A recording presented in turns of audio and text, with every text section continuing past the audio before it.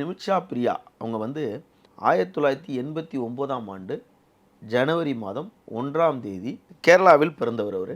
கேரளாவில் வந்து கொல்லங்கோடுன்ற பகுதியில் அவர் பிறந்தவர்.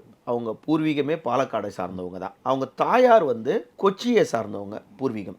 இவங்க கொல்லங்கோட்டில் பிறந்துருக்காங்க. பிறந்து இவங்க பள்ளி படிப்பை படிக்கிறாங்க. ரொம்ப தாய் தந்தை இருவருமே வந்து கூலி தொழிலாளிகளாக இருக்காங்க. படிக்கிற அளவுக்கு இவங்களுக்கு பெரிய வசதி இல்லாமல் பக்கத்தில் இருந்த அவங்க தேவாலயம் உதவினால் இவங்க பள்ளி படிப்புக்கு வராங்க. பள்ளி படிப்புக்கு வந்தோன்னா இவங்க வந்து நர்சிங் படிக்கணுன்ற எண்ணம் இருக்கனால பள்ளி படிப்பை முடிக்கிறதுக்கு முன்னாடியே நர்சிங் படிப்பை வந்து இவங்க தனியாக துவங்குறாங்க.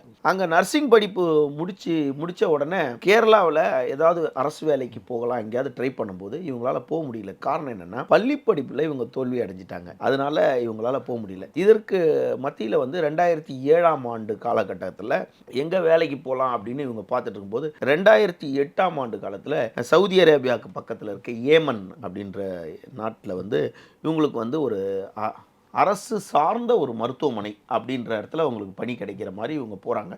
இவங்களுக்கு விசா கிடைக்கிது. ஒரு ஏஜென்சி மூலிமா அங்கே போகிறாங்க. போயிட்டு கொஞ்ச நாள் ஒரு மருத்துவமனையில் வேலை பார்க்குறாங்க.